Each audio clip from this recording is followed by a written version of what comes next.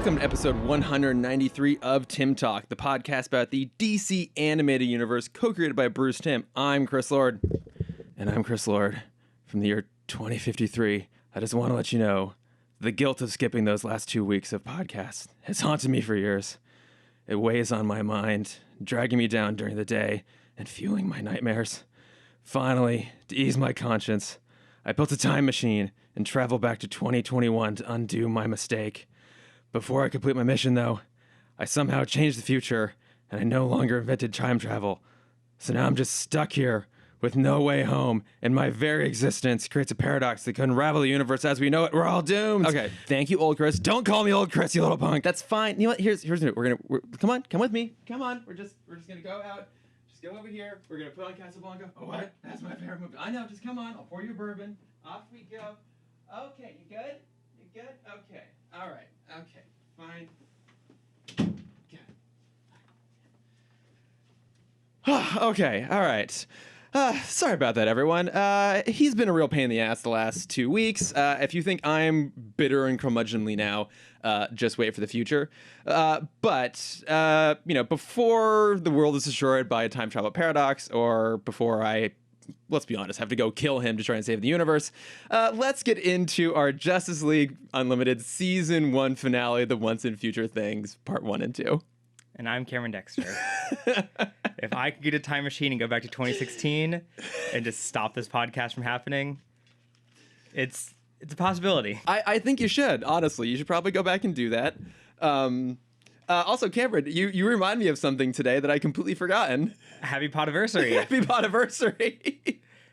I mean, future Chris came back to celebrate. He did, but he celebrated too hard, and now he just passes out in fitful rage on my couch. That sounds like a Chris move. That does sound like where my future is inevitably headed. But, yeah. But I really am. I'm probably going to have to kill him to save the universe. For a looper thing, or is it just for a? It's like a paradox. Yeah. As we've seen, those things get really messy at times. So. Yeah, you have a neighbor with telekinesis that just is not really important anymore. Mm-hmm. It's gonna pop up randomly. So. But yeah, I should probably stop admitting to a future temporal homicide on the show. But yes, happy Potiversary. Happy Potiversary. It's been 5 years. 5 years. That's nuts. Yeah. That is absolutely nuts. Yeah, and we, like I said, we did not intend to take 2 weeks off. I had to deal with temporal anomaly Chris Lord. It was Chronos' fault. It was all Chronos' fault. But no, it was super fun to get back in these episodes, which again, I think with pretty much everything else is something that I have not watched since they aired 20 some odd years ago. And they're still super fun. Although I will say this is not a criticism at all of the episodes, but in the busyness around the last few weeks, I've been trying to find little pockets to actually watch these. Every time I sit down to watch them, I fall asleep. So I think I rewatched the first episode 3 times and the second episode 4 times before I finally made it all the way through. Okay. It's like I sit down on my couch. Here's the trick. I can't nap. Right. Unless I put on something I know I need to watch, or I know I want to watch. If I put on something just to fall asleep to, it won't happen. Interesting. Okay. Yeah. There has to be some sort of willful intent there that then my body wants to fight against that. Got it. Because I hate myself. Yeah. Especially after having to deal with myself in the future. Self-sabotage. Self-sabotage. I'm a full self-saboteur. Yes. Understandable. The rage only continues to burn. So it took me a long time to finally watch these, but I'm glad I did. They were fun. Yeah. I mean, I was going to say, because it's one of those comfort moments. Yeah, I think that's it, too. Yeah, because, I mean, I'm someone who watches TV to fall asleep. Yeah. For a nap or for permanent. To die? Yeah, just never prepared to actually wake up again. Wait, who's it's not Rumpelstiltskin. Who's the guy who just falls asleep and sleeps for 100 years? Oh, Odin? I don't know. There's an old legend. It's totally not coming to me. It'll hit me midway through the episode. But yeah, a famous folk tale of someone who sits down under a tree to take a nap and wakes up 100 years later. That is one of my biggest fears. You're just gonna sleep through everything? Yeah. Do you also not set alarms? I do, but I always wake up before them. Okay, because I will set them if I know I need to wake up by a certain time, but otherwise I basically just trust my body to wake up by 7:30, which it mostly does. Sometimes not, though. When I was in my old apartment, I was much better at it because I would just I would wake up with the sun because my room was always so right. bright. Yeah. But now I have blackout curtains, and that changed everything. It really It's does. so hard to wake up with blackout curtains. Oh yeah, I know, because these are blackout curtains too. Okay. Pretty much, yeah. And I get a little bit of light in the morning, but not like I'll take like a full fucking blast of sunshine in the morning to wake me up. Yeah. Like when I go stay with my folks, they haven't put up curtains yet in the spare guest room, and I love it. So it's like it's just morning, big bright fucking letters, morning, wake up. Yeah. Oh, it's glorious. I would be okay with it when I'm home, except living in suburban Dallas. Everyone mows their lawn at 7 a.m. on the dot. no. If it's not the neighbor across from you, it's the diagonal neighbor. There's one of them. They cover every day of the week. Right? Do you think they have a system they've worked out? They must. Yeah. Or they have the same guy, and he just has He a just different goes house from every morning. Yeah. Yeah. Good on them, though. No, it's not. Because 7 a.m. Dallas time is 5 a.m. LA time. Oh, that's no fun. Yeah. Oh, I'm sorry, And Cameron. I'm still sleeping on LA time, so I'm not going to bed until, 3 a.m. Dallas. Yeah. Maybe your future self will also invent time travel and come back and kill those people. I'm curious how my future self is going to get. We can ask. You want to ask future Chris? No. After the show? No, future Chris can stay out there. You don't want to know more about your own future? No, I'm okay. He hasn't told me anything useful, by the way. That's for the best. It probably is, but like, come on, man. At least give me some stock tips or something like that. Have us be successful in the future. Yeah, stock tip is don't invest. It's just going to crash. Don't invest. Invest in a rural house. Yeah. And I was about to say somewhere in like the California redwoods, but those will all be burned. So I mean, you do own a plot of land in England. that's true. That's absolutely true. I can go retire to my square foot of land. Yeah. 1 foot by 1 foot. All right, I'm gonna buy myself a kilt Yep. and move to Scotland, There you go. UK, whatever. This sounds perfect. Yeah. Oh, That's the ideal. okay. Put on a fake Scottish accent the entire time. No, not that one. Change my name to Scrooge McFuck. Yes. There we go. You're hitting 75% so far. I've already written a better future than what I'm facing currently, which is fantastic. But anywho, all of this aside, shall we finally get into our Shall we episodes start? here? Let's do it. All right. So like I said, we are covering the once and future things, part 1 and 2. So starting off with part 1, Weird Western Tales. And in this episode, David Clinton, a kind of crackpot but also kind of genius physicist living in the future Gotham of Batman Beyond era, invents the Chronos suit, a device that lets him travel through time. Worried that he might alter history, David only uses it to retrieve items from the past that won't go missing, much to the annoyance of his wife, who wants him to use it to obtain wealth. When David tries to steal Batman's utility belt from the Watchtower, he accidentally pulls Batman, Wonder Woman, and Green Lantern to 1872, where they team with a group of Old West lawmen to find Clinton and stop Tobias Manning, an outlaw who uses future tech to control a small town. Yes. Ooh, exciting. This is super fun. This was so much fun. I mean, it's the Old West Justice League, Yeah.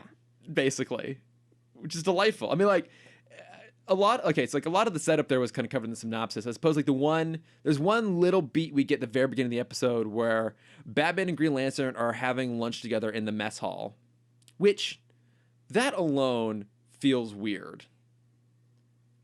But they're eating in costume? Well, one, okay, I can give that everyone's there eating in costumes, all superheroes. It feels weird that Batman would sit and have a casual lunch with someone else at the Watchtower.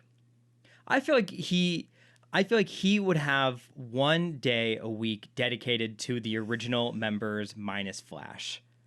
Okay, you know what? You're right. Yeah. So he's going to have lunch with Superman at some point. Obviously, he has, lunch, drinks, dinner with Diana all the time. Oh, he only does dinner yeah. with Diana. Yeah. So he has a very uncomfortable brunch with with Martian Manhunter, with John. Actually, it's probably his favorite one because neither of them talk. Exactly. Yeah. Just sit there quietly and eat. A day with Jon Stewart. Mm-hmm. I don't think he talks with Shayera yet. No. And because he's gauging that, so he always plans that the next week will be Shayera after John. Yeah. So we can gauge how John's feeling. Ah. And then if it's like, okay, it's the bro move. It's exactly. like, can I talk to your ex yet? Yeah. No? Okay. It's totally cool. And that's why he's asking, like, oh, how are things with you and Shayera? Yeah. Because he wants to know. He wants to gauge that. Can I have brunch with her yet? Can we? Yeah. So what he doesn't know is Alfred's in his ear holding up his calendar, just waiting for the response. If it's a no, he just crosses it out. I thought you were gonna say Alfred's in his here so he can just feed Bruce social cues because he wouldn't understand them Oh, otherwise. that too. Do you remember the rumors from years ago about Johnny Depp just not learning his lines for one of the Pirates movies? Yeah. So he had an earpiece in? Yeah. That's how Bruce is. So, tangent upon a tangent upon a tangent. But apparently, along those lines, in Superman the movie, Marlon Brando refused to learn his lines, so they literally wrote them out on the baby that was sitting in the spaceship. Like the baby actor playing Baby Kal-El had Marlon Brando's lines written on them. I love that. Which is just brilliant. That's an extreme level of laziness that I kind of respect a little bit. I mean, there's the Blade one as well. What's the Blade one again? Wesley Snipes refused to open his eyes for a scene. Oh, that's he was right. having a fight with the director or cinematographer. Oh, with David someone. Goyer. Yeah, that's right. And so they had to Photoshop open eyes onto him. Actors, man. Actors, man. Some of them are just fucking petty. Some of them are just the worst. But yeah, okay, I'll buy it. I can see where Bruce would make a little bit of effort to sit and have a meal. But like the two things that are kind of brought up here is that one, Shayera's back. She's staying in the Watchtower now, and GL says like, okay, we're good. We're just giving each other space. And then he asks, wait, what's going on with you and Diana? And Bruce is like, oh, nothing. She's a respected colleague. And at that point, it's like, oh, she's right behind me, isn't she? Which is a cliche moment. Do you feel like they actually made it work in this episode or not? Of the cliches that we start this episode with, this is one that I'm okay to pass. Did I miss all the other ones? Well, I love the cliche of like superpowered villains being bullied by their mother or spouse. Oh, okay. It's one of my favorite tropes. Right. Yeah, that's fair. Okay. And then leading up to the next moment you're about to talk about is, can we have a time travel story if there is no... It's not where we are. The question isn't where we are, it's when we are. When are we? Yeah. Yes. Okay, that's fair. Can we have a time travel story without that line is the question. No, I don't think we can. I don't think we can either. Yeah. Except for Back to the Future. But even then, I think Doc says something along those lines in one of the three movies. I think Marty says it in the first movie. I seem to recall... In my head, I hear Christopher Lloyd going, but the question is, when are we? Yes. He did. I can't remember when he says that. Oh, I think he's trying to find his... Oh! No, it is the first one. Okay. It's when Einstein is the first test pilot. It's like, the question isn't where is Einstein, the question is when is he? Yes, there it is. Thank you. Yep. Boom, you're right. It had to be in there somewhere. Yeah, okay. I retract my statement. It is mandatory for all time travel stories. It absolutely is. At all points. Yes. That's a compilation someone needs to make. Begrudgingly. You can. I can't. You could do it, Cameron. I have the technical skills. I don't have the mental fortitude. That's fair. Or the time. Or the time. Who has the time? The question is, Cameron, when will you make it? Okay, you're right. That is kind of like filled with a lot of little cliches there. I missed the other ones. But yeah, how did you feel about that moment of is she standing right behind me, isn't she? I feel like I'm so numb to that trope at this point. Okay. How do you feel about it? It was kind of one of those where, like, when it happened, I was like, I forgot that they did this, but I'm also like, well, but it kind of works. It's so out of character for Batman that it almost kind of works because of that. Like, it's an unexpected comedy beat from him, and I think it being unexpected from him makes it play well enough in the moment that I can kind of like give it a pass.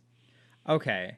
Well, because it's like with Batman, you have to have this thought of like, he always knows what's going on. He is always aware of his surroundings. Yeah.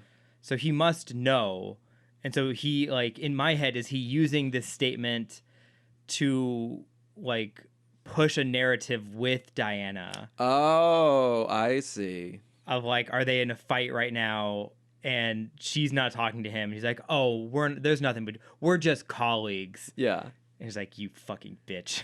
I could see him using that line as a way to like deliberately diffuse the tension before it happens. Because you're right, he never does anything by accident. Right. And no one can sneak up on him.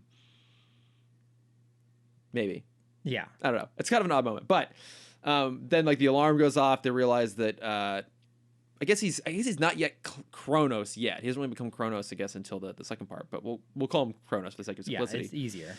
He's there stealing Batman's belt. Now, I did pause it and I looked at his list. As did I. One of them jumped out to me as being a little bit weird. because you have the full list written down. Is it the third one? Is it M's dress? No, which one is that? A James Bond reference? I'll get to that. What's the one you were wondering about? Washington's teeth. Oh, I did say it. But because it was Washington's teeth, and then what was? Do you remember? It was M's dress, Napoleon's vest, which like that's fine. That's whatever. fine. Yeah. But Washington's teeth. Washington's teeth. I feel That's like so. How do you because he says he only steals things that people won't miss. Yeah. How do you not miss your teeth? Is he taking the wooden ones, the slave ones, or the real ones that rotted? That's There's no good answer. There's to that. no good answer. Okay. Well, kind of along those lines, there's probably no good answer to the M's dress thing, because I saw that, and me being the Bond person, I'm like, oh, is this like a reference to M, as in Judi Dench from the Bond movies? Like, well, that's a fictional universe. I don't think that's what this is. It's a little bit odd. And then I did see a piece of trivia that theorizes, I don't know if this is confirmed anywhere, theorizes that the M is short for Monica Lewinsky's dress, and that maybe they made that joke because this guy is David Clinton. So like maybe he could possibly have been a descendant of Bill Clinton, and so that's why he wants the dress, I guess. If that is the case, and again, I don't know if this is actually true or not. If that is the case, that is really fucking weird. Yeah. For the time this episode came out, that joke I think would have already been old, but way more topical then than it is now. Yeah, and that's the thing. It's like this would have been, because what was that, 97, 98? Yeah, I think 98. Yeah, it was somewhere around that time frame was the impeachment thing. So it's like it's been a while. 6 years. It's 6 years, but I mean, people are still making jokes about that whole thing, right? So I don't know. We have like fucking American Crime Story impeachment coming up soon. It all comes back around again. Yeah. Although Beanie Feldstein's playing Monica Lewinsky, which is kind of cool. So we love her. We do love her. So like, all right. I mean, she stole some role from Lea Michele recently. Really? I don't remember what role it is. Funny Girl? Is that a musical? Yes. Some role that Lea Michele was like set up for years to play. Okay. And then it went to Beanie Feldstein. Beanie Feldstein. Beanie Feldstein. Sorry. And whenever you searched Lea Michele for like 3 days anywhere, it would come up with like, did you mean Beanie Feldstein? Yeah. That's awesome. That's awesome. I do love that. But yeah, so Wonder Woman, Batman, and Green Lantern follow through in the end of the past. So I have a question for you about what Green Lantern's ring can do. Sure. Because so I love that they go into like the time tunnel, right? And so GL puts a bubble around the three of them, and they pop out in the past. Because of course he does a bubble because he's never creative with his ring. Until the next episode. Well, but in this episode, he creates when they're busting out Bat Lash, which we'll get to, from prison. He uses his ring to create a ghost construct, like very like Scooby-Doo, like woo thing, and he scares the guard into like running to the wall. So he like never used it for anything creative except for this one moment. But then the one that really baffles me is he uses it to create his own Old West style clothing rather than stealing some from some random bandit. So based on your knowledge, and this is the one time I'll let you give facts from the comics universe and not point out that it's not the DCA universe, but from the comics universe, can the Green Lantern ring create anything other than constructs? Like, where are those clothes supposed to be coming from? So in comic, I don't know if they can create clothes. I mean, we know the suit is made of Green Lantern energy because it's also kind of like bulletproof and defensive. It helps them fly. But it also gets tattered. Yes. Okay, continue. I think here's my pitch for why he made his own outfit instead of taking one from the bandit. Yeah. He didn't want to show them that he's always naked. And every outfit he wears is a construct. And he was too embarrassed to let them know that. Because obviously Batman knows that. Yeah. Because he's Batman. He knows everything. Yeah. But he had to keep up the illusion for him and for Wonder Woman. Of like, no, I'm okay. I don't need that. I have my own. It's okay. You know what? I'll accept that. But it's better than my theory, which is that because the lantern is kept inside a pocket dimension. So my theory is that he has a pocket dimension with just a bunch of clothes in it. Yes. Yeah. So with that, I feel like, being a child of the 60s as he was, right? 60s, 70s. Well, so he fought in. Well, I think okay. So we can guess that he's probably what. Let's say 40 Yeah. in this, roughly 40, which means that he would have been born in 64. Okay, yeah. So you're right, yeah. Okay, yeah. So the Jonah Hex comic came out in the 70s, so it would have been his prime, like, days. Okay, his prime comic reading days. Yeah. So the big glasses on. Yeah. Yeah. And so I feel like, and that was obviously a big trope of both cinema and kind of all media, was that we had this Western craze in the 60s, early 70s. So I feel like he loves this era. But again, being Jon Stewart, he can't show emotion. And so with the ghost thing, with the outfit, he's been preparing for that. He's been like cosplaying this for years, since he got his ring. Yeah. But he can't ever show anybody. That's why the outfit is so accurate. I was gonna say, yeah, like he had that outfit ready. Yeah. So I was wondering what the reason was, but I like that idea that he's just such a nerd that he's kind of like, again, formative years. That's what I'm trying to say. Formative years, yeah. Again, and throwback to Doc Brown, the way like Doc Brown literally has like a suitcase full of money from every era of history. Green Lantern has a pocket dimension full of any possible wardrobe item he could ever have. Right. I mean, look, I get it. I have a closet full of random cosplay. As do I. So yeah. I just ordered more yesterday. What'd you order? I'm trying to figure out what I'm going to wear for the Disney Halloween party. Oh, okay. And I think I'm going to go as Krunk when he is the wilderness scout leader. It's brilliant. And so I found a little plush squirrel, and then even better, on Etsy, I found a woman who makes tiny hats for cats. And I found a tiny like park ranger hat like Krunk wears. And so I have a matching hat that I'm going to wear that I'm going to put on the tiny squirrel that's going to be on my shoulder. What? My favorite part about that is not that you bought one, is that they exist because of course someone on Etsy has made tiny hats for cats. Yes. They come in 3 sizes.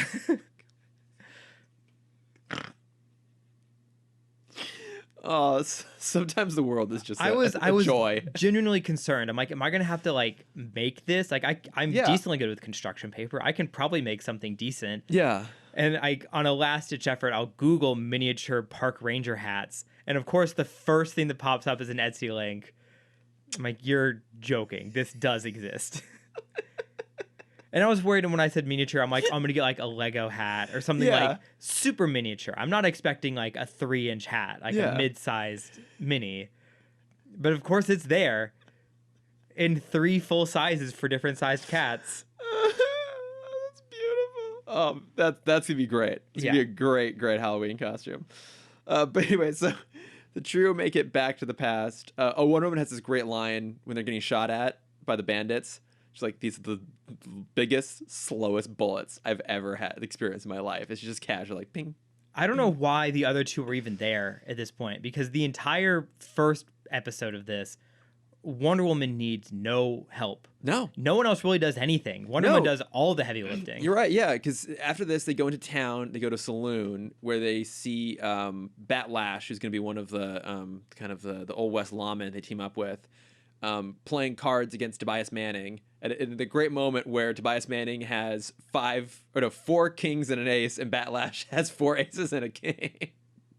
And they're just pulling guns on each other. Like when Lash gets taken away to go to prison, they get executed the next day. Wonder Woman's like, okay, well, we're just gonna go break him out. And Batman's like, no, we're not going to. He's like, no, we're just gonna go do it. It's like, okay. Yeah. Nothing in this world can stop her. No, I mean, especially this world. Like, even then they show up to the jail, and Green Lantern's, again, he makes a construct, a key. He's going to open the cell gate, and she just pulls the thing off the wall. Because, again, he's ready for this age. Yeah. This has been his dream. Like Doc Brown, he always wanted up in the Old West. Exactly. It all ties back to Doc Brown. It does. But I even love Bat-Lash's comment, like, that's a healthy gal. Yeah. He's great. I love him. The whole team, the Old West team, is so cool. So wait, remind me, who and all are? I'm assuming you wrote these down. Yes. Who and all is this group that they team up with to take on Tobias Manning here? So obviously Bat-Lash is there. Sheriff Oshia Smith. I'm probably mispronouncing that. Sheriff Smith, El Diablo, and Jonah Hex. Oh, and Jonah Hex, yeah. Mm-hmm. The Jonah Hex. The Jonah Hex. So I think Jonah Hex is the only one I had heard of outside of this, obviously, because he was in the movie from 2008 with Josh Brolin. That. Yep. But I was going to say the Batman the Animated Series episode Avatar? Yes. With Ra's al Ghul Mm-hmm. and Ra's al Ghul's son. Did you look up anything about Jonah Hex? Oh, did I? Okay. It was sad. It's very sad. Give us a little bit of Jonah Hex. So. Oh, man. Okay, where to start? As per all comic book origin stories with living parents, his father was a drunk and abusive. Yeah, either they're dead or they're awful. There's no middle ground. There is no middle ground, except... the Kents. I was going to say Pops, but yeah.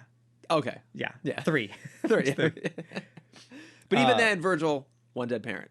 One dead parent. Yeah. Yeah. I think the only, top of my head, the only two alive together parents that aren't awful. But again, adoptive. I think we'll still... But yeah. I think we'll count it, but also then Superman does have dead... Yes, exactly. Yeah. He covers both bases. Yeah, he's got all of it's covered. Don't worry, they're still dead parents. But anywho, Awful Dad, got it. Yeah, so Awful Dad, he was sold into slavery into an Apache tribe when he was 13. And shortly after that, Jonah saved the chief from a puma attack when he's 13. Oh, okay. And he's kind of welcomed to the graces of the tribe, except for the son of the chief, Notante. Okay. When they're 16, they go through this rite of passage ceremony where they have to like steal something from a rival tribe. And basically Notante throws Jonah under the bus and like gets him captured and he gets away. And so this is the first time, I guess now second time Jonah Hex is captured under the tyranny of some other group of people. Okay. Which will be a theme for the first 30 years of his life. Oh, Jesus. While working as a slave under this new tribe, the tribe is attacked by kind of outlaws. And they see Jonah. They kind of like let him escape while they go and kill the rest of the Native Americans. But then Jonah Hex turns around and he helps a few of the natives escape, which the gunmen see, and they shoot Jonah Hex and leave him for dead. Oh, my God. Two of the people he saved come and kind of take care of him. They heal his wounds. And he is healthy enough to go back to his first tribe and kind of confront Notate. While all that's happening, he gets a sidetrack mission where he joins the Civil War as a Confederate. And he becomes a lieutenant in the Confederate Army. He doesn't see the point of fighting this war. And so he basically, the first battle he's in, he surrenders. Okay. Which the Union Army sees is weak, and they take him prisoner. And he doesn't give up any information, but he basically convinces every other Confederate soldier that they capture that they were only captured because Jonah gave up their position. Oh, okay. Yeah, so they're making him an enemy. And by the end of the Civil War, Jonah Hex is known as like the turncoat of the Confederates. Okay. And so he's hated by all people at this point. My God. And in some version of the comics, this is where he gets his scar. Okay. Is from the Confederates kind of like branding him as a traitor. But in the original story, he is done with that. He escapes. He goes back to the original tribe, and he kind of confronts Notate. He tells the chief everything that happened. The chief doesn't believe him, so he challenges Notate to a duel to the death. He gets a faulty hatchet from Notate. So in the fight, Notate cheats, and so in return, Jonah Hex also cheats, and he stabs him with a separate knife, which I guess is against the rules. Which is then where he gets his scar, the mark of the demon, from the chief, who then kills his love interest as like a spiteful thing, and then Jonah turns and kills the chief. Then becomes a bounty hunter. That's kind of the jump. Does he ever have a happy moment? I don't think so. Okay. Every iteration of this that I read, it's kind of him saving one and in turn like 6 dying because of it. Now, he keeps referencing that he may have spent some time in the future in this episode, because he makes a comment like ray guns getting jammed. I think y'all must be from the future, and I've had an interesting life and stuff like that. In your research, did you ever find a point where like that was a comic arc where he got catapulted into the future and came back? I'll say this. I'm shocked at how many Jonah Hex comics there are. Really? Yes. Wow. He started in 72. Okay. And I just kind of went through the first couple just to get the base story. But I will say the point that I remember him, and kind of the only comic I've read with Jonah Hex in it, is the Return of Bruce Wayne series, the 6-part series. Oh, okay, kind of from that's the late right. 2000s. Yeah, I've read that too.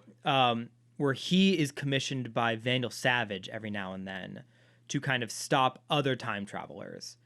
And so while Bruce is kind of leapfrogging through time to get back to the present, he's confronted by Jonah Hex. Yeah. And Jonah Hex one-ups him, one of the few people that has beat Batman.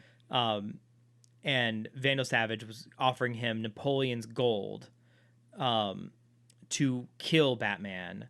But instead, Jonah Hex beats him and he lets Batman go. And all he takes is a Batarang as like his prize. I mean, that's pretty good. Yeah. Okay. I'm just doing a quick little search here. I guess that, yeah, there was the 5 Warriors from Forever, the Lord of Time assembled team. Okay, so yeah, that might be the point when that happened. I don't know. It's weird. Yeah, I mean, I feel like a lot of people, I'm sure he goes to the future every now and then, but I feel like more people come back to him. That could be it. Yeah. It's an interesting character. He's fun. Voiced by Adam Baldwin, which is like... I didn't know that. Yeah, perfect voice casting. The not Baldwin. The non-Baldwin Baldwin. Yes. The one from Firefly. Exactly. I was trying to figure out who Chronos was. It's Peter McNichol. That's right. Who's that? He is kind of like the Weasley henchman in Ghostbusters 2. I primarily knew him from Ally McBeal because I've said this repeatedly on the podcast that I watched that as a kid, and I probably should not have been at the time, but I was. That's what I mostly know him from. He's like a character actor. He pops up in lots of stuff. Okay.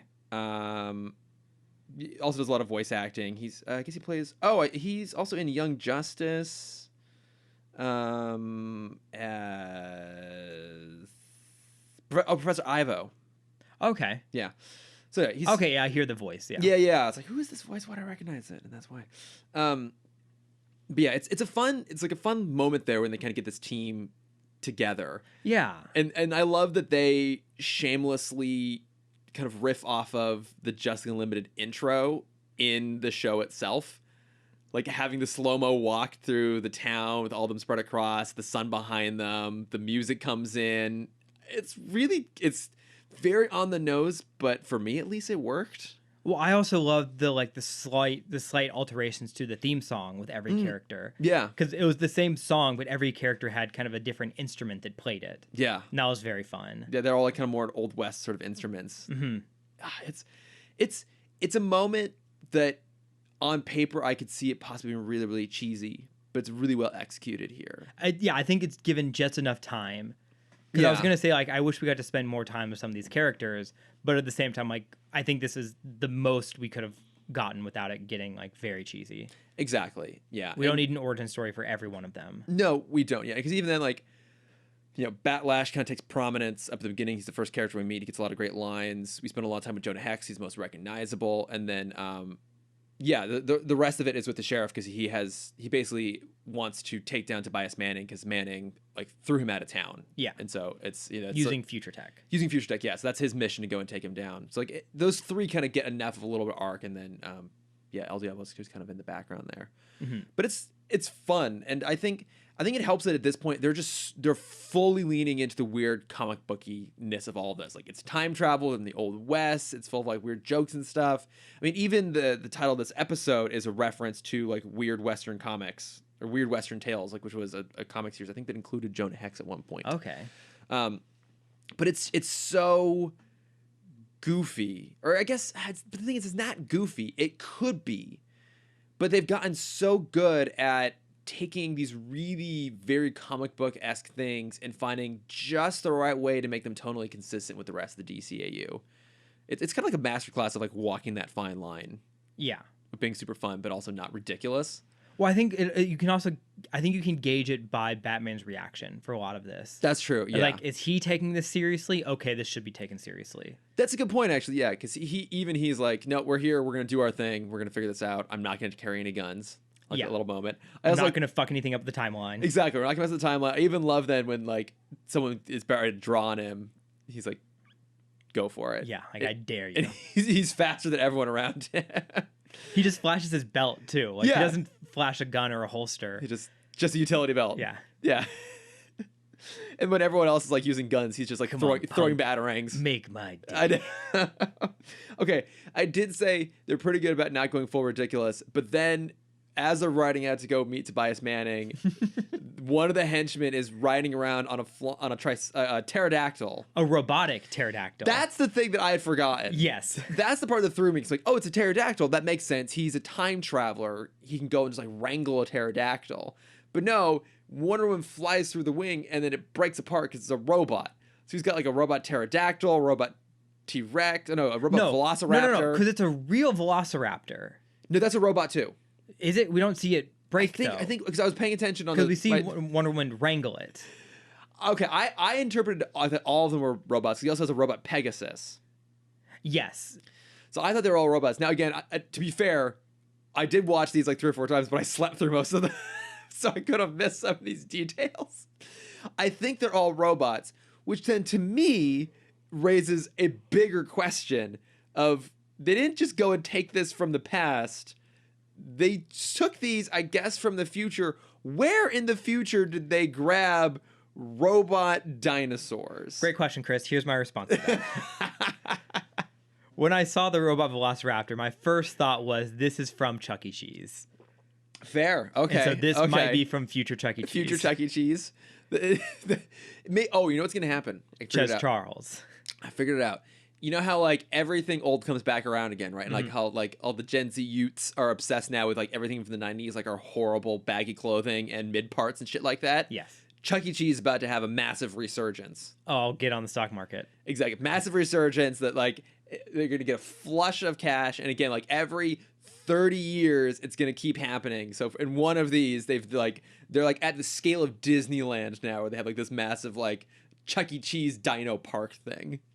And also, I guess they have like Chuck E. Cheese, like ancient Greek mythology. Perfect for you. That's where I'm going to go. Well, I mean, yeah, we're in the resurgence of like the themed restaurants and themed bars. That's true. Can't wait for Rainforest Cafe to come back.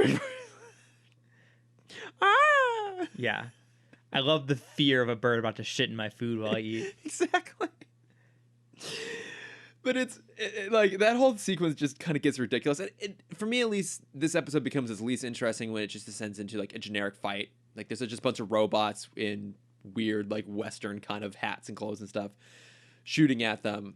But I think it is saved though at the very last moment when Tobias Manning has his 6-shooter, which in this case has like multi-dimensional gun is what they refer to it as. 6 little blaster things kind of come off, and he's about ready to take out Sheriff Smith, and then Batman says like, all right, what is it, like 6 of them, 6 of us, like 6 rounds, 6 of us, no one miss. And so they all have like a quick draw moment with him throwing a batarang, Danny using her headpiece, GL either using his gun or his ring. It's a little bit unclear, but that's kind of a cool moment of like, again, it feels like a Western trope thing that just plays really well at the time. And then, of course, fucking Clinton's like, oh, well, here's how you reset the device. And he electrocutes Batman and then races into the future. So they have to chase after him. And then they've come out in Batman Beyond era, and they're face off against the Joker's gang from Return of the Joker. But this gang has been enhanced with future tech. And then the remaining JLU, which they do refer to them as, team members arrive. And it's Old Static, Batman Beyond, and then Warhawk. And in maybe one of the greatest cliffhanger moments in all of the DCAU, he looks at Jon Stewart and goes, Dad? I mean, when we saw the Jokers, I lost my mind. I was happy with that ending. Yeah. But then the JLU shows up. Oh. I mean, I don't remember... I remember that being a beat when I watched it 20 years ago of like, oh shit, like it's his son, and I think it'd been so long since I'd seen the Batman Beyond episode they were featured in. I didn't really remember Warhawk. Like my memory of Warhawk primarily comes from this episode. Plus he's got a bigger role because he's actually the kid. But like that was kind of a brilliant piece of retconning they threw in there to then set up like a really just totally nuts dynamic. Oh, which I'm super here for. Any other thoughts on this before we get into part 2? I would like to talk about the gun for a quick second. Oh, the Tobias Manning's 6-shooter gun? Yes. Please, let's. How inefficient it looks. Because it's not like I would understand if it had like tracking capabilities. It was like, sure, all the bullets would like point in the same direction, but they don't. Yeah, they're all like it almost looks it's like a wide circle where almost none of them would hit you. it almost looks like Susian.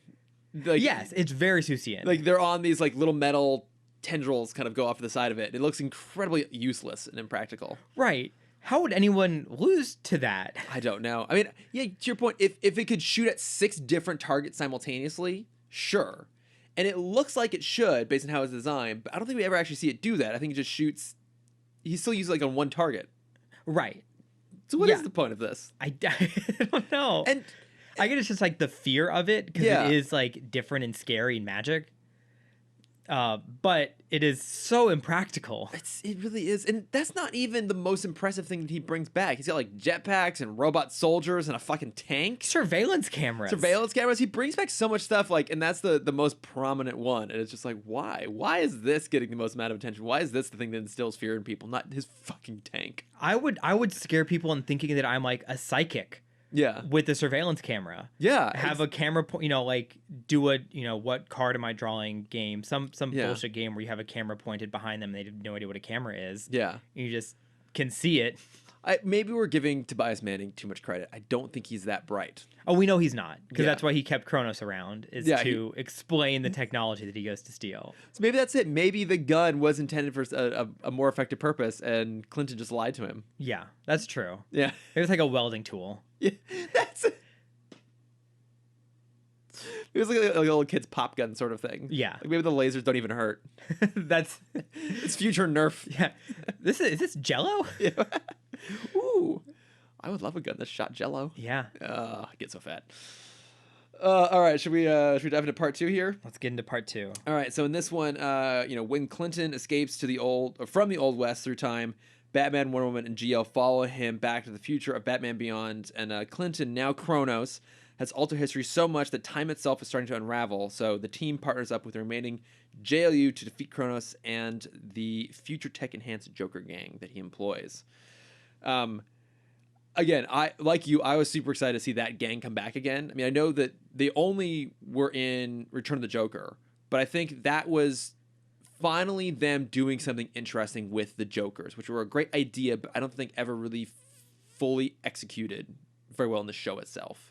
I agree. Because I remember bringing it up when we watched Return of the Joker, that I remember these characters being in so much more. Right, and it's because of this episode. Exactly, yeah.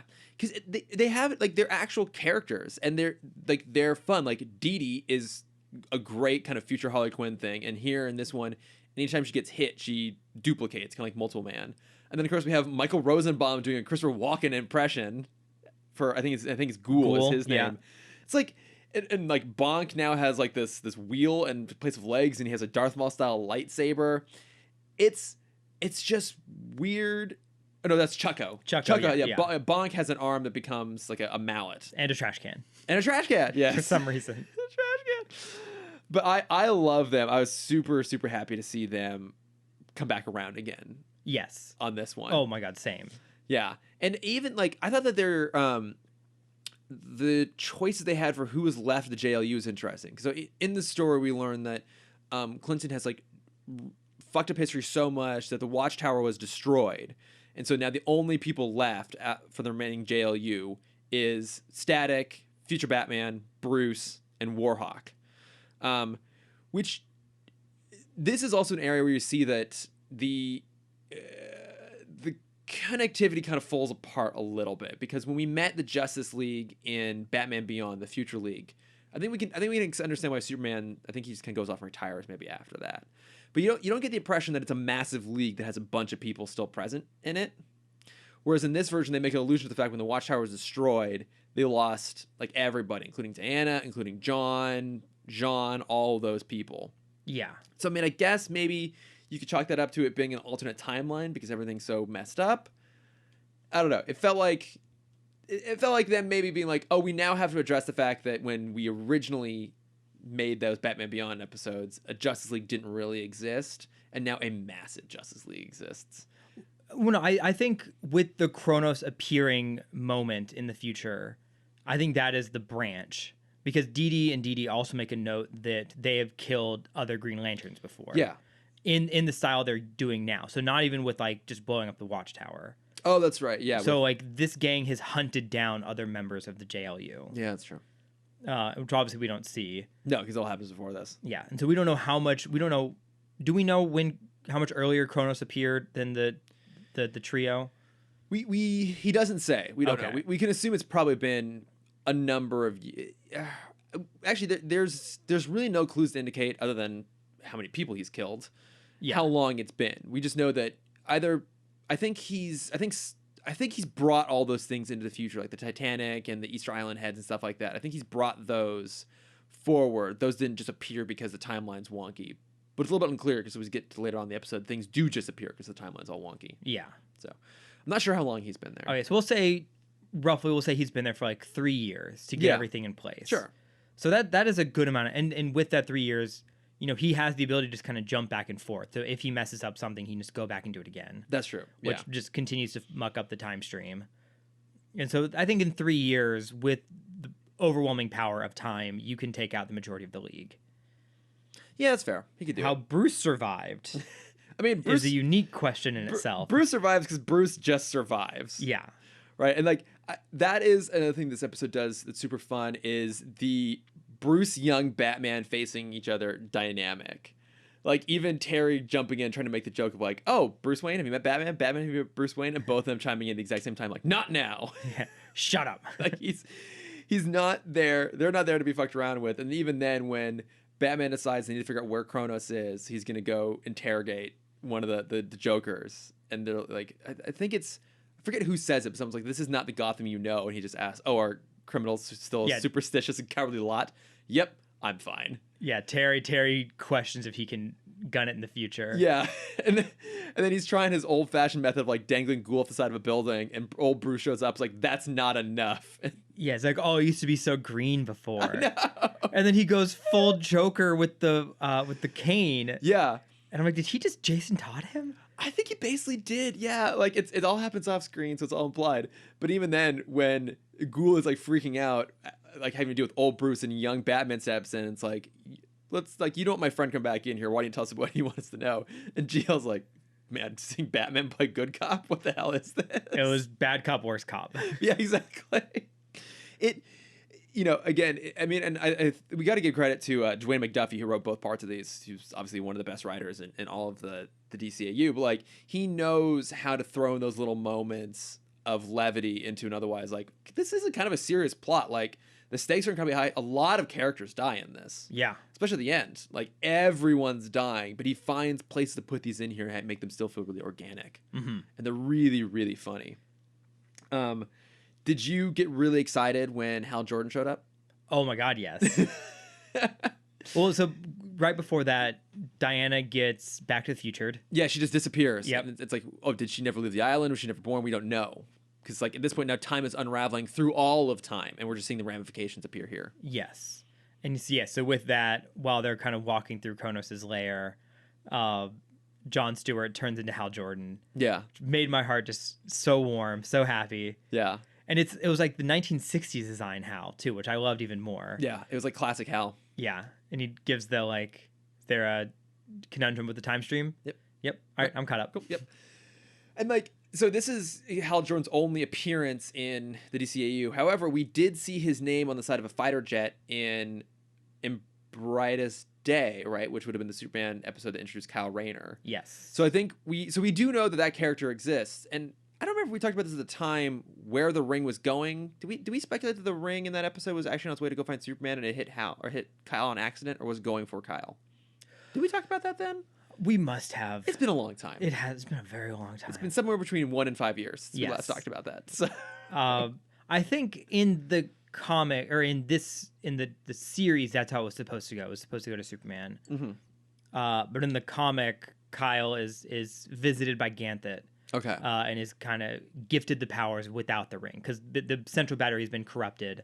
Okay. Because Hal has come as Parallax to destroy Oa. That's right. And Ganthet escapes and kind of just wills him the power of the Green Lantern. So he is the +1. Okay. He's the lantern that shouldn't have existed.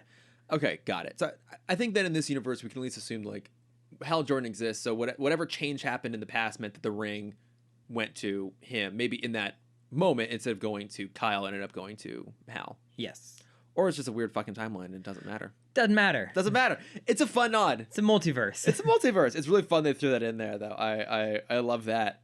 But yeah, it's like after that they go to David's wife. They go to Chronos' wife, who she still hates him. Mm-hmm. And so she gives up that everyone thinks that Chronos just sleeps in one of his different monuments every night, but he actually sleeps like in that wooden plank in that jail cell from the Old West inside the Roman Colosseum. And it's that point like time starts to really get fucky. So now the Justice League and the JLU are fighting against the Jokers and the timeline like ripping itself apart. So like Static just gets sucked into oblivion, essentially. Terry gets killed by the DDs. Oh yeah, I wasn't sure. Like, did he actually just straight up die? Yeah. Yeah. I mean, again, it happens off screen, but he does because we flashed then to Bruce, who is at the Old Bruce at the Justice League headquarters, which is in Hamilton Hill High School because the Watchtower was destroyed. Being like, he just has that moment like, oh, Terry, like he lost him, like he died, which is another Robin, which is pretty nuts. Yeah. Time to find the next. All right, the next on adolescent. To the next one.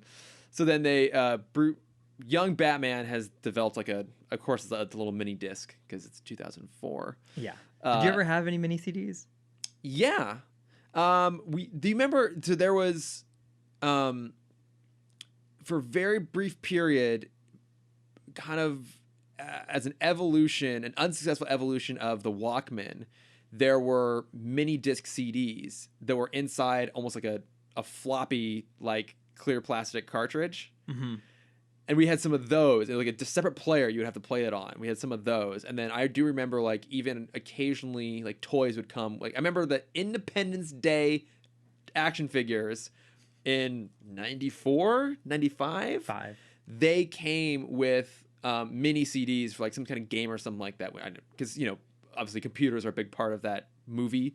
The plot lines, like, hey, let's do something with the computers. I don't think we ever actually tried it out, but I remember mini discs. Yeah, I always had them for like one-off game. Yeah, I feel like they were always for advertising purposes. Yeah, exactly. They were tiny games, and I remember the weirdest one I got was for an extension of Pokemon Gold and Pokemon Silver, and it wasn't a disc; it was like an oval. Yeah, I remember those too, actually. Which is bizarre. Yeah, I don't remember them ever actually working. Probably not, because it's supposed to spin in a circle. So how the fuck is that supposed to work? Yeah, unless it just skips a lot. But isn't that such a 90s 2000 thing of like, hey, we still got CDs. How do we make them cool?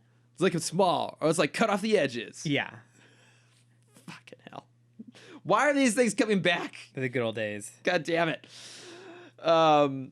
But yeah, so they follow Chronos into the time tunnel and then they eventually plant the device. But on their way there, they see the beginning of time, which is like a hand opening up and revealing the universe, which I think is part of DC Comics lore, but I don't really know anything about that. I don't know if you know anything about that. I do not. Okay, great. Yeah. It's not for us to talk about. Yeah, okay. Wait, I was hoping you might have had something that brought this up. I guess it does have to do with... So look here, pre-crisis, Chrono was an Owen scientist obsessed with observing the creation of the universe. Despite an Owen legend that said discovering that secret would cause a great calamity, Chrono created a machine that allowed him to see into the moment of creation. He saw an enormous hand holding what appears to be a spiraling galaxy. So, somehow his experiment disrupted the process of creation with terrible consequences. It caused the creation, not a single universe, but the generation of the multiverse. That I did not know. That is pretty cool. And then they start talking about the anti-modern and I blank out anytime someone says those words. So, but I mean, that's kind of a fun little nod too, to like pull that in from comics lore, the beginning of the universe sort of thing. But I mean, it's these two episodes, like as a pairing, are just nuts.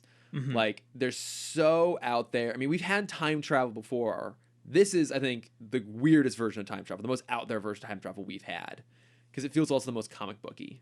Very much so. Yeah. Whereas like because we had the Savage Time, but that was like, oh, it's just like a wormhole back to the past sort of thing, and it's just World War II with bigger, better guns. So that is something that I almost wanted a reference to, is when we first see the tank pull out of the barn in the past episode, and John sees it. I wanted a moment of like, I'm prepared this time. Because last time we saw the tank, it was the future tank, but his ring was out of juice. Yeah. So he just had to run and kind of hide in the water. Yeah. Where this time it's like, oh, I'm fucking ready. Yeah. Just have some like anti-tank device ready as a construct. I mean, he even says at one point, like, "Oh God, this is why I hate time travel." Yeah, because he and Diana both did part of the Savage Time, but he's like the last one. So the little piece after Diana disappears, Batman and GL stop Chronos by basically planting a bug in the belt, which means he's now stuck in a time loop. Where it's that moment when his wife is yelling at him for being an idiot, and he's like, "Oh, I can get away from you," and then he jumps right back, and that's his comeuppance. He's stuck in a time loop. But they're the only two that remember everything, because everything resets back to normal. Diana doesn't remember because she disappeared before the mission ends. Right, and it's a hard cut. Yeah, it's just like, oh, they're back in like literally where the two-parter began, with them in the dining hall on the Watchtower and Diana walking up to them, and only Bruce and John remember what happens, which means that John now also knows that in the future he's going to have a kid with Shaira. Yeah, so that's complicated. How so? Because that is an alternate branch timeline now. So he can choose to follow that timeline, or he can choose to create his new branch. But it is a kind of the definition of like, is it free will, is it fate? Yeah. Question. And I guess maybe in that case, I chalk it up to being like, Warhawk we already knew existed prior to this, but also like he was definitely not Rex Stewart originally, because as I've seen a few people point out, like there's a definite skin tone shift on Warhawk between those two things. But yeah, I guess it does raise that question of like, oh, is this actually going to happen or not? And there's actually there's the Batman Beyond comics. So there's the ones that came out when the show originally aired, and there was a new wave that started in like early, I guess late 2000s, maybe like early 2010s. And that spun off, and that was like this weird universe it's basically a continuation of the DCAU universe, but I think it's actually technically its own pocket thing. Okay. But in that, there are some Justice League Unlimited comics, like Justice League Beyond comics, and they actually go through the histories of all the League members we met in Batman Beyond. So we get the story of why Barda is still there. We get the background of the Kid Green Lantern, and we get the story of how those two ended up having a kid. So I don't know if that's actually considered canon or not, but there's a story out there that explains it, and I'll look up which volume that is, and I'll put it down in the show notes. Yeah, because I'm thinking way too complicated about this, and shocking. Yeah, is there something about like paradoxical ethics? Oh, like, because I'm imagining now, like he's met his kid. Is he now ethically tied to creating said kid, or if he goes in a different path, is he technically murdering? I see. Kid he's already met with your future knowledge. If you deviate, yeah, is that like an ethical conundrum, an ethical crime potentially? Yeah, that's like a good question. Actually. If there's a train coming in the future, and there's one kid on a track, and then a kid you don't know about on another track, do you invent the steam engine? Yeah. Do you put a boat in the way? Exactly. That is a good point, actually. Yeah, it's like, and I guess this from what I recall, the series never really answers that question. Like I said, they're comics. Oh, I wouldn't expect them to. This is a kid's show. It's a kid's show, but yeah, it does raise that question of like, what do you do if you know something that may or may not ultimately end up coming true? Like, it doesn't have to, but like, does that then become like a predestination sort of thing? Like, now that you know this thing, do your choices, even if subconsciously, make that happen? Right. Because you now know it's a possibility. Right. I mean, that is the whole That's So Raven situation. I'm sorry, what? Was there a time travel episode of That's So Raven? No, but she sees the future. Oh, I've never watched That's So Raven. Oh, so I forgot that was the central conceit of that show. Yes, Raven can see the future. Did they bring that into the reboot version? Oh, they did. Oh, okay. Oh, boy.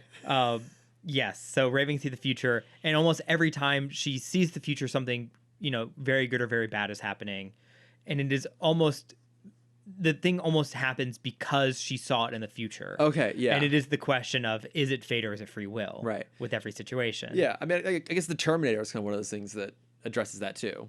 It's like, do our actions lead to the future that we're trying to avoid because we know it's coming, sort of thing. Right. Time travel, man. I know. It's fucking weird. This is why I got to kill old Chris. Yeah. That and he's got a looper situation. That and he's, I'm gonna be honest, he's really fucking annoying. Yeah, I mean, it wouldn't be hard. No, if there's anyone who knows how to kill me, it's me. Yeah. Yeah. I'm obviously not going to reveal my plans on air unless someone tries to stop me. Yes. I was trying to think if you have any allergies that I know about, and I don't. None that would kill me. Okay. I don't have allergies, but I have weaknesses. There you go. And I know how to exploit those. Mostly emotional. Oh, yeah, yeah. Yes.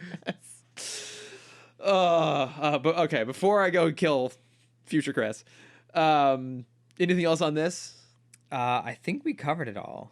All right, well then let's do our season 1 Justly Limited shortlist. So normally I would say we do this in our classic fashion of going through and just listing episode by episode and then saying yay or nay. However, this has been an exemplary season. Yes. When we say short list, that is in big air quotes. Yeah. I think, as you and I have talked about it, pretty much all of these are either great episodes that are must-watch for being great or canonically critical. So Most of them both. Most of them both. So I'm going to do this slightly differently. Rather than go through episode by episode and decide whether we're going to keep one or not, because we're basically going to keep all of them. The one that I think is up in the air for us, the one we kind of decided was neither, is Hawk and Dove. Yes. So here's my question instead.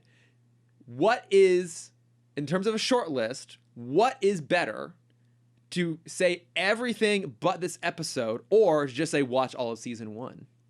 I think just say watch all of season 1.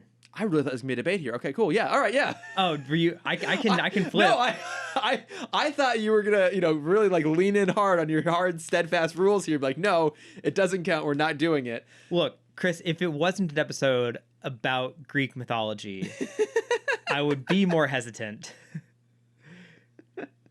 Fair enough. But no, legitimately, like I'm looking at, okay, so for the hell of it, like, we'll just list them off real quick. Initiation. Incredible. A must-have. It starts off the JLU. From Then It Was Everything. A brilliant episode. One of the best in the entire DCU. Kid stuff. Super fun. We'll also say it's canonically critical because it wraps up the Morgan Le Fay story. Boom. Correct. Hawk and Dove. Okay, yeah. This Little Piggy. Amazing. Batman Sings.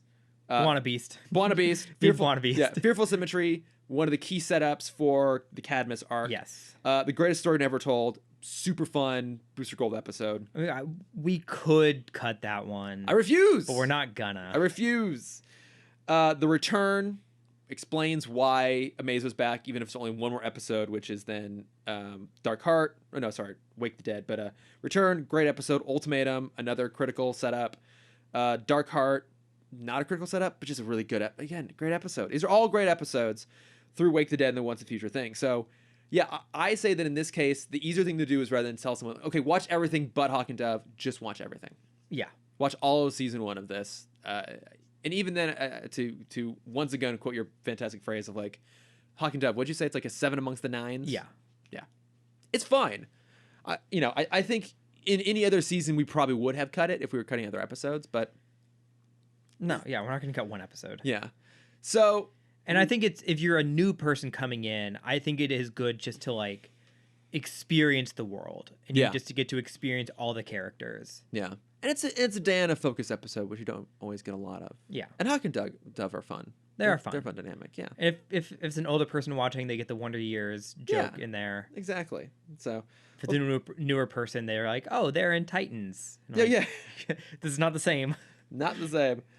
Well, that makes it super easy then. All right. So our short list for Justice League Unlimited Season 1 is Justice League Unlimited Season 1. So that makes it nice and simple. All right. Well, in that case, shall we mosey on to some plugs here? Yes. All right. Cameron, what do you have to plug this week? I have a couple things to plug. Mm-hmm. Not a personal plug, but I guess the plug that I'm most excited about right now is I just started the new Hulu series, Only Murders in the Building. I've heard very good things. It is very fun. Mm-hmm. The quick premise for people who haven't seen or heard of it yet, it is Steve Martin Short, and Selena Gomez. Selena Gomez, who's amazing in this show. Also what I've heard. all live in this very posh, very fancy apartment complex in New York City called the Arcadia. Is that a real place? I don't know. I don't think so. It looks too grand to be real.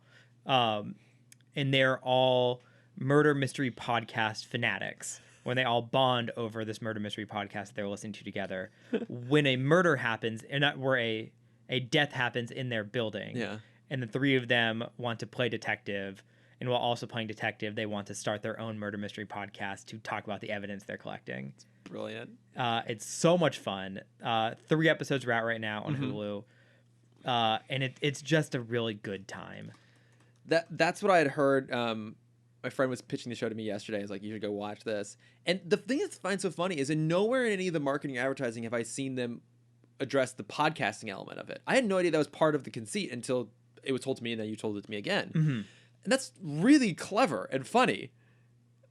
I mean, but I actually haven't watched a trailer, maybe that's why I didn't know that was part of it. But I was like, that's great. Yeah, it's so much fun, and all the characters kind of have their own thing going on. For people who watched Wizards of Waverly Place, Selena's kind of Disney show that brought her to Disney stardom, right? It's kind of an extension of just that character again. Okay, she's very like fuck everybody, I'm doing the thing that I want to do character, which I really enjoy out of her. She's very good at that. Was that her catchphrase on the Wizards of Waverly Place? Was fuck everything? Yeah. Yeah, it's just a really good time. I also want to plug a new podcast I've been listening to. Maybe you've heard of it. It is called X-Ray Vision with Jason Concepcion. Okay, thank you, Cameron, for saving me from having to attempt to be humble. Okay, if I may, do you know someone that works on that show? I do. If I may take this here slightly. Someone who's a big fan of Esquire. Yes, exactly. So Empire. Yes. So you and I generally have not specifically said where we work in the past, except for you constantly complaining about Warner Brothers. But well, they fired me, so it's okay. It's fine. They fired you. But yeah, like you'd have always kind of like kept that close to the chest, like people don't need to know. This is the one case I'm making an exception. And yes, I did recently just get a new job, and I am the producer on X-Ray Vision. For those of you who don't know who Jason Concepcion is, but he did the Binge Mode podcast, which was like wildly popular, which I'd heard of, but I'd actually not listened to prior to getting the job. Which I had, and I have plugged on here before. And I remember you having, yes, I remember you plugging it before. But yeah, it kind of came about all of a sudden, but it's a new show on Crooked Media, and it's every week we do a deep dive on kind of like the zeitgeist defining entertainment of the day. So the first episode was all about Marvel Phase 4, and the second episode, which will be out at the time of this release, will all be on Shang-Chi. Yes. Yeah, and it's, I mean, obviously I'm biased. I'm the producer on it. It's my show. But generally it's super, super fun. It is very good. Yeah. It is what we do, but better. With like actual professionals. What we do, but much, much better. Jason really knows his shit. And like he like prepares these fantastic essays that he reads on the show, doing these deep dives on these characters. Yeah, and I mean, just like on a personal level, like I would love it if listeners of this go and listen, because that's good for me. But it's also relevant to take an opportunity to be like, also thank you to you, Cameron, to like all the listeners of the show. Like I literally got this job because I've been making this show for 5 years and was able to have like a body of work that shows that I know how to talk about nerdy stuff and to make a podcast. So like to all come full circle and now be doing that for a living is mind blowing. It's still like just every once in a while I have this moment of like, holy fuck, this is what I'm doing now. This is crazy. Yeah, it's incredible. I'm so excited for you. I'm so happy for you. Thank you. Yeah. Don't worry, we're still gonna see Timm talk through to the end. Yeah, I mean, it means my schedule's a little bit busy these days, but yeah, we're still gonna finish that. If I can ask a personal question, sure. Have you pitched single artist soundtracks as an episode? I have not. I have not. But if we do find ourselves with a week off, I'll try and throw that in there. There as you a go. Suggestion. But thank you, Cameron. No, I mean, yeah, it's a fun show. It's super fun to make, and Jason's a cool guy. Yeah, it's a fun listen. Everyone should go listen. And I'm not saying that just because you have a gun to my head. And old Chris is right next to me. Old Chris is standing over there with the door open, just silently tying a noose. Yes. While sharpening a knife. He's very dexterous. It's impressive. Yeah. What about you? Do you have anything to plug? Well, I don't have to plug my own show now anymore, so thank you for that. Yeah, got that covered. Yes. I watched. I don't know if you saw this. I watched Green Knight last night. Oh, I've not watched it yet with Dev Patel. Dev Patel, who's great. I've only heard amazing things. It wasn't for me. Okay, because it's based off an Arthurian legend. Yes, of the Green Knight. Gawain. Yeah, it's Gawain. Gawain. Thank you. Mm-hmm. It's look. It's directed by David Lowery, who also did Pete's Dragon, which is an underappreciated gem amongst the Disney live-action remakes. I'd say probably one of the best ones. I have not watched it. You haven't? It's really good. The main song is done by one of my favorites, Lindsay Sterling. So I want to go. Oh, that's right. I need to support her. No, that's a great movie, and I have not seen his other stuff. He also did Ain't Them Body Saints, Ghost Story, The Old Man and the Gun. He's kind of an interesting filmmaker.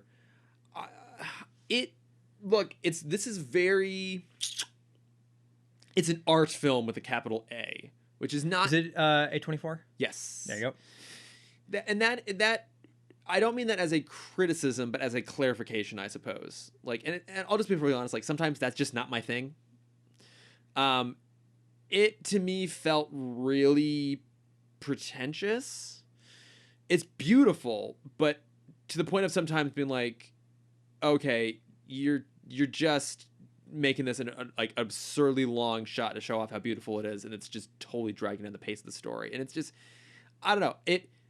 I think I'd be curious to hear your opinion on it, because you really understand Arthurian legend in a way that I don't. Okay. And that maybe helps. Maybe that like having a little bit of context going in might be beneficial rather than having no context, which then I found myself confused through lots of it. I only have a vague knowledge of the tale of the Green Knight. Okay. It's basically like an immortal knight. Whatever you do to him, he'll repeat Maybe the damage in like a year. Exactly. It comes back around to you again. So that's the main conceit of the movie. It just it just wasn't my thing. That's totally fair. Yeah. But like I said, I'd be very curious to hear your thoughts on it. But then the other thing, and we can do a quick little plug here, is we have now both seen Shang-Chi. We have. What'd you think? It's incredible. It's so much fun. It's so good. It is, as I've pitched to some of my friends who have now finally seen it. Yeah. It is the Dragon Ball Z movie we've been demanding for a decade. That makes sense. Yeah. I could see that. Never having watched Dragon Ball Z, but knowing just enough, that totally makes sense. Yeah. We saw it together. It's so much fun. It's just, I say it's probably one of the best MCU origin movies. Yes. Which is impressive considering that this is, I think, the 25th film, or right around the 25th film at this point, which is pretty nuts. So they were that far in, and it's that good is amazing. Like, Simu Liu is incredible, super charismatic, super fun, great banter with Awkwafina, and then this movie in particular really addresses the Marvel villain problem, if you want to call it that. And Tony Leung's villain is probably one of the best we've had. Oh yeah, he is amazing. Yeah. He's so cool. He is also just, you can't take your eyes off him whenever he's on screen, and he's so compelling all the way through, and you understand why he's doing what he's doing, even if you don't agree with his choices. It's like great villain, great fight choreography. It had to be. Yeah. It is the best we've seen. Oh, absolutely. And if you're not necessarily the biggest fan of, say, like the Winter Soldier fight choreography from Black Widow, which is kind of that Bourne style, like quick cut, really close up sort of thing, this is very much the opposite of that. This is, let's set the camera back, let's hold the shot, let's really show the beauty and the choreography around these sequences, and not just have it be super choppy all the time. Yeah, I mean, it is truly a dance. It is, yeah. And the opening is probably one of the best, like, prologues. Yeah, the 40 fighting. Yeah, exactly. I loved this. Absolutely loved it. I want to go see it again. I've seen it twice now. Okay. It's definitely worth a rewatch. Okay, yeah. It's just as much fun round two. Yeah, I super, super impressed. I think we didn't really talk about Black Widow, I think, too much on the show. No, I think, yeah, we kind of just, because I think we both watched it a little late. Yeah. I think we were both also kind of underwhelmed by it. You know, I think Black Widow, that exact same movie you put out in 2017, and it's one that people really, really love, but given how her story resolves itself in Endgame, this just felt like a little bit too little too late. And So I was literally having a conversation with a friend about that last night because he's doing the chronological order movies. And I think 2 or 3 years from now, when everyone starts their grand rewatch again for whatever next big event is about to happen, I think people are going to come back on Black Widow with such nicer words to say about it because they can put it where it's supposed to be. And that's exactly it. I think when you take away the veil of that, because that's kind of the single complaint I hear from most people is like it just came out too late. It did, and that I think that one doesn't have great villains necessarily, but there's other stuff going for it that is good. But yeah, like look, I am a steadfast release order person. Maybe something like Star Wars, I'll be like, you know what? Let's just go ahead and do a chronological version, fine. But like other than that, I am very much like you always watch in release order. Black Widow is the one exception I would make. Like if I would always tell people watch the MCU in release order, it makes way more sense. However, watch Black Widow. I'd say immediately after Civil War. I think you go Civil War straight into Black Widow. So my question is, because this is like the question that a lot of people brought up, and I think it's very interesting. Do you show them the post-credit scene where she's dead? Yes. Okay. I think you still include that. And I mean, I guess if you're watching it for the first time, you're like, wait, what? What does this mean? And you'll get answers a few movies down. I feel like most people going in will probably know that already, even if they hadn't seen it. But I think even if you're doing a rewatch, I'd say that's the one you absolutely. You put in there. But I mean, I guess I bring up Black Widow as to highlight a contrast between that and Shang-Chi, which for me, this feels the most, it reminded me the most of Doctor Strange, just in terms of it felt very much its own thing, not beholden to a larger MCU canon, its own distinct style. It has just enough connective tissue to feel part of the universe without feeling bogged down by that universe.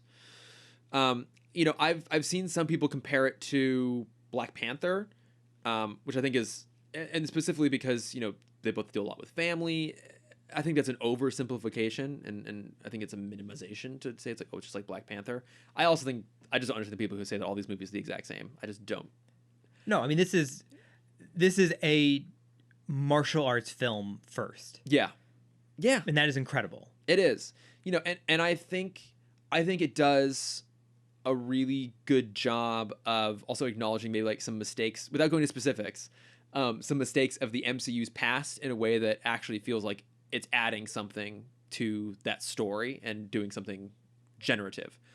Are you talking about some metal-handed Netflix character? Iron Fist? Oh, no.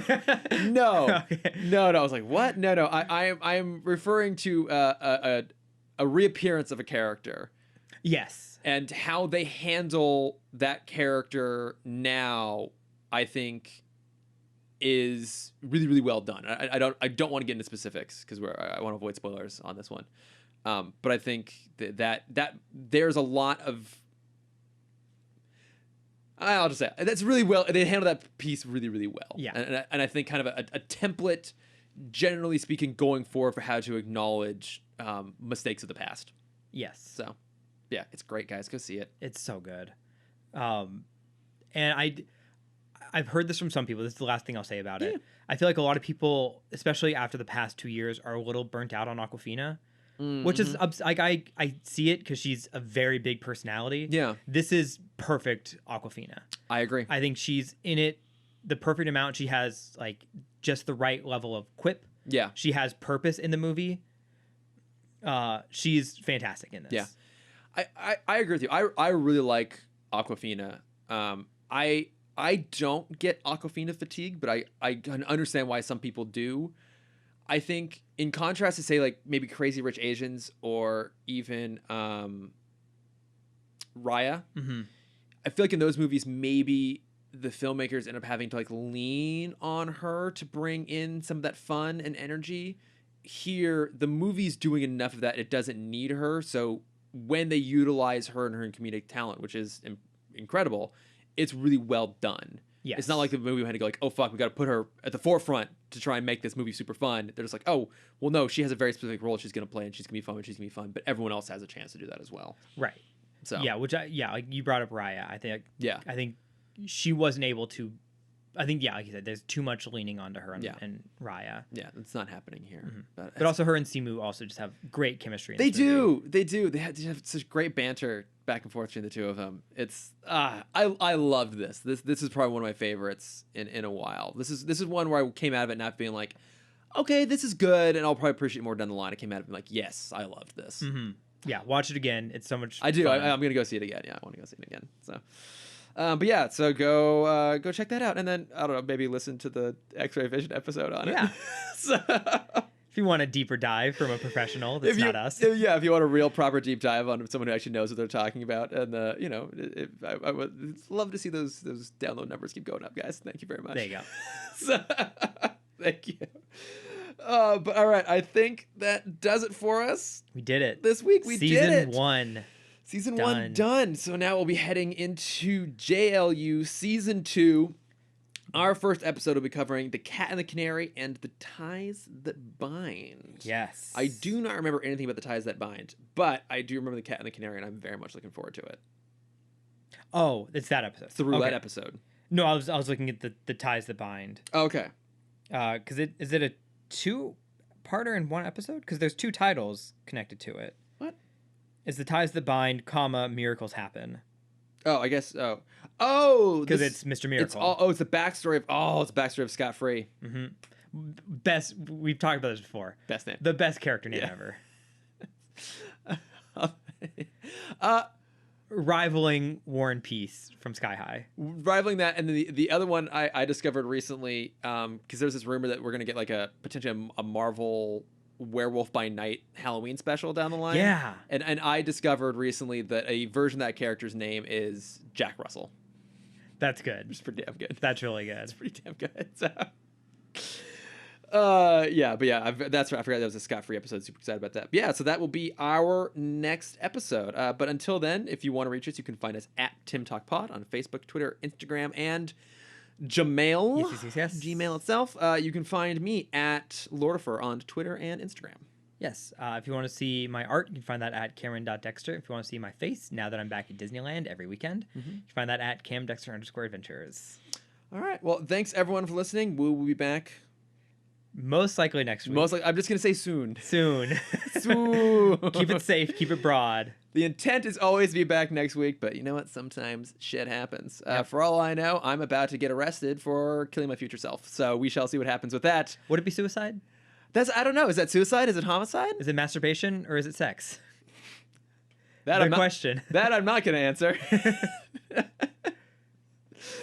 But until then, thanks everybody. Thanks, guys. Bye. Oh, fuck, it's been 2 weeks. I have to try to remember how to do this now. Ba ba ba ba ba ba ba ba. Ba ba ba ba da da da da. Ba ba ba ba ba ba ba. Ba ba ba ba da da da da. Bow. Beautiful. Just as off key as always.